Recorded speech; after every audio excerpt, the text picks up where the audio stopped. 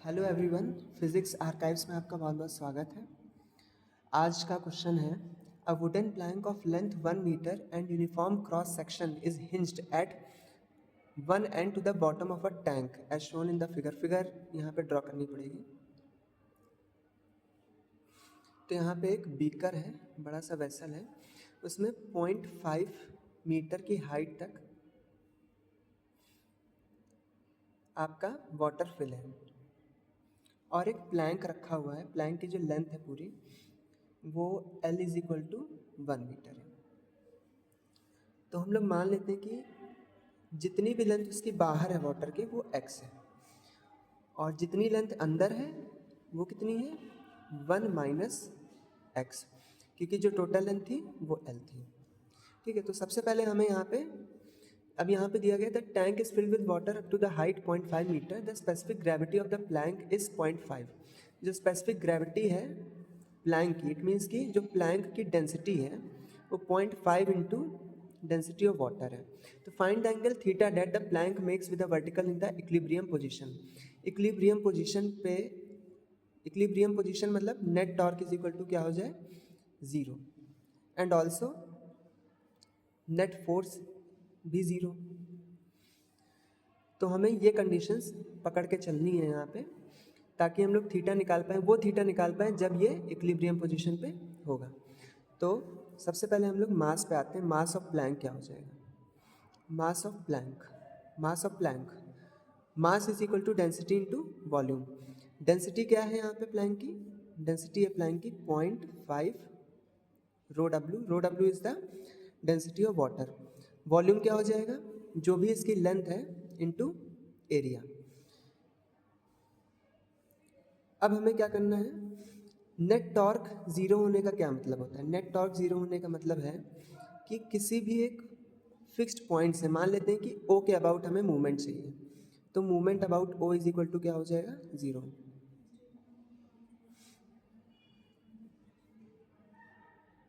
Movement about O is equal to zero.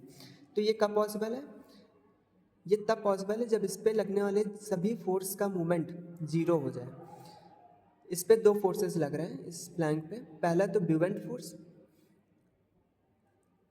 Force और दूसरा इसका खुद का वेट। ये दोनों अलग अलग टाइप के टॉर्क बनाएंगे, एक क्लॉकवाइज बनाएगा और दूसरा एंटी क्लॉकवाइज बनाएगा। और अगर ये दोनों बराबर रहेंगे तो फिर यहाँ पे नेट टॉर्क ज़ीरो हो जाएगा। तो हम लोग यहाँ पे लिखेंगे clockwise torque is equal to anti clockwise torque.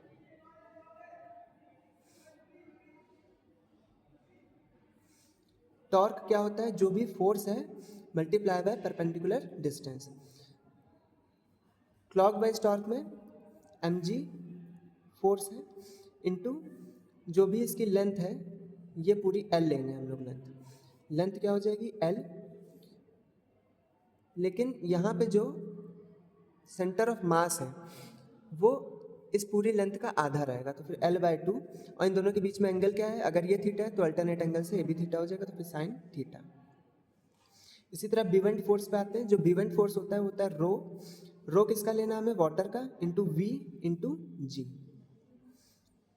और जो भी यहाँ पे लेंथ है, यहाँ पे हम लोग जब लेंथ कंसीडर करेंगे तो ये L माइनस एक्स लेंगे। ये पूरी L है और ये x है, तो यहाँ पे क्या हो जाएगा? L minus x.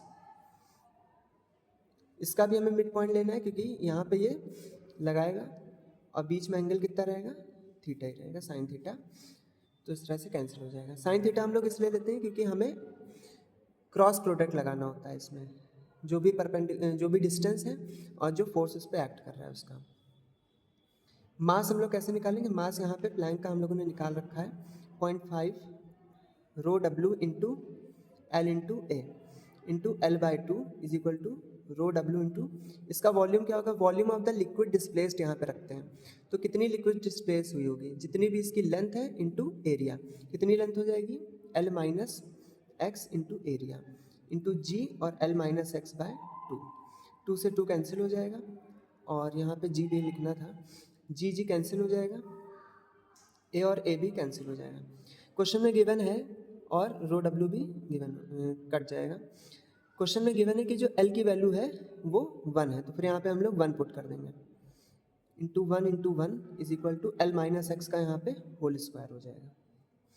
तो 0.5 is equal to L minus x का स्क्वायर। अब यहाँ पे हम लोग अंडर रूट यहाँ पे लगा देंगे, उधर जाएगा तो ये अंडर रूट बन जाएगा, जिसकी वैल्यू क्या हो जाएगी 0.707।